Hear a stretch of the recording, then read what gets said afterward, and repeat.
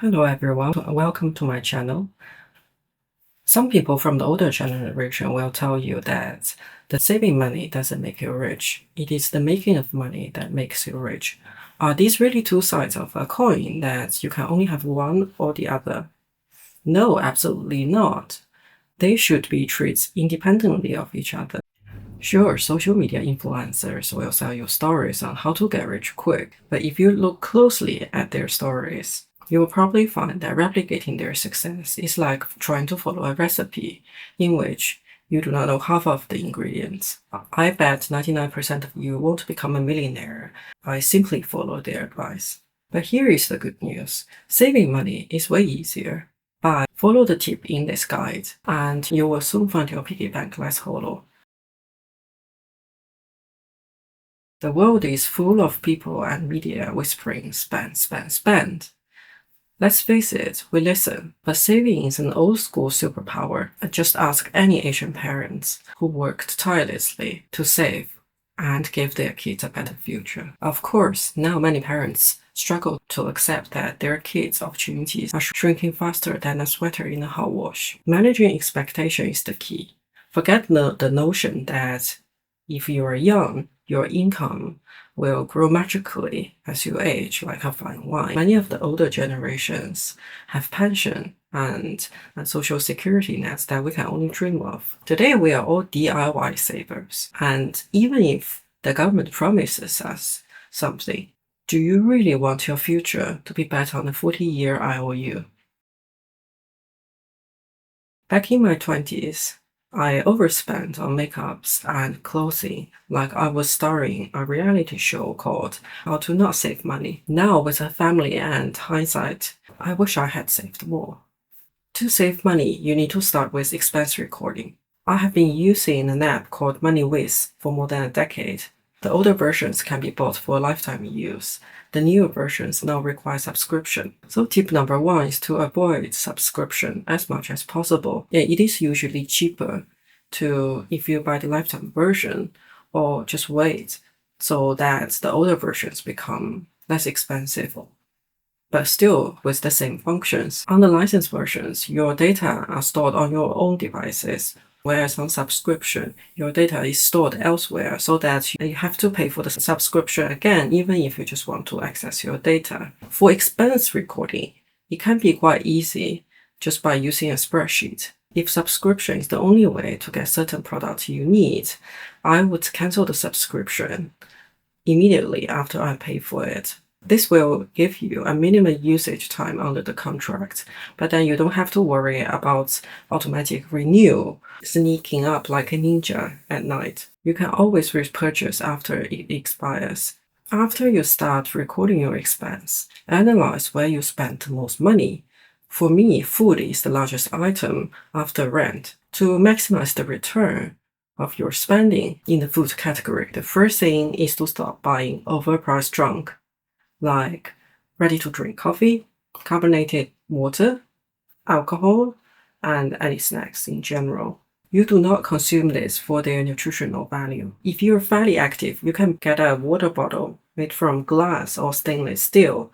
Plastics don't last long, and they're not good for your health nor the planet. When you buy ingredients for your meals, avoid the pre-made options. If you cook from scratch, you will realize how expensive the pre-made options are. They also tend to be low in vegetable and high in salt. Trust me, it is much cheaper for you to create something balanced in nutritional value from the raw materials. Don't use a lack of time or energy as an excuse. You can pre-cook a large portion of meat and then reheat from frozen when you want to eat it. In Britain, for example, you can buy bread, potato, carrots, and onions fairly inexpensively. These offer you a lot of nutritional value required during the day. You don't need to buy expensive pieces of steak in order to get iron. The parts used in beef stews are way cheaper than those used for steaks. Britain is not known for having the best cuisine in the world When I first arrived there, I was shocked by the plain choices offered by the supermarkets and canteens over there. But over time, I realized that you don't actually need so many options in order to stay healthy. It is an advancement to be able to access so much more variety of food relative to 100 years ago. But having the choice doesn't mean that we have to take it. Buy fresh, in-season local produce, which tends to be cheaper than items grown in greenhouse or being shipped from very far away. Let's talk about stuff. Back in the 1980s, the Chinese people had two outfits, one for work and one for everything else. Torn clothes, no problem, just patch them up at home. Today, we have a closet full of items, full of things we do not need. My advice, ditch the one in, one out rule. Start from scratch. Imagine if you have lost all of your luggages. What would you actually need? The rest is just access. When you buy a service, calculate your own hourly rate compared to the cost of the service. You will be amazed how many times the service you're paying for is actually more expensive than if you reduce your work hours by an hour. This is essentially a cost and benefit analysis. If you are stretched in resources, then try to apply this method to all of your decisions. Recognize the emotional value involved. Everybody prioritizes different things. This is why nobody can tell you that you're not getting enough value for the money spent. You have to make the decision by yourself. Consider what else you could buy in the future in order to determine whether your purchase today is worthwhile. Achieving a basic level of knowledge in most things is not difficult in our life. These are all free on the internet. It just takes time, effort, and commitment. I know young people who splurge on concerts and idol merch.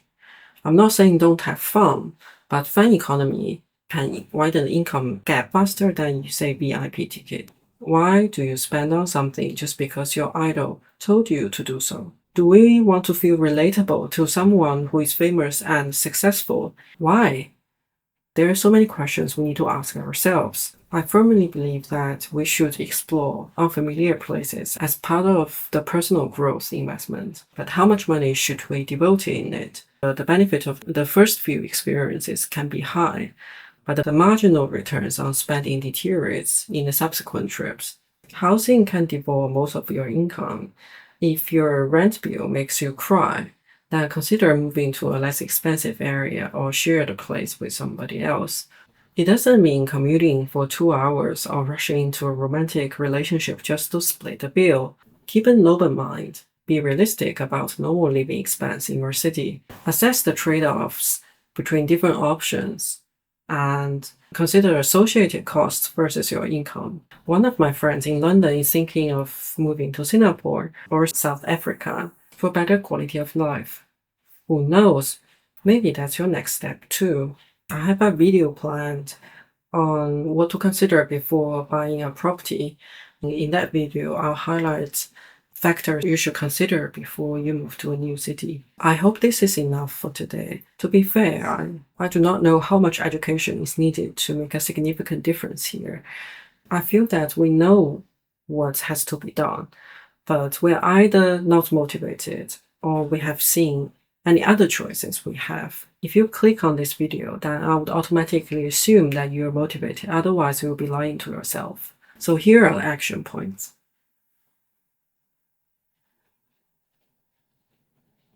Saving money is not about skipping the lattes. It's about be intentional with every dollar you spend. If you like the video, please click the thumbs up.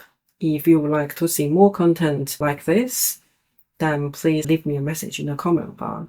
Otherwise, thank you very much for watching and see you next time.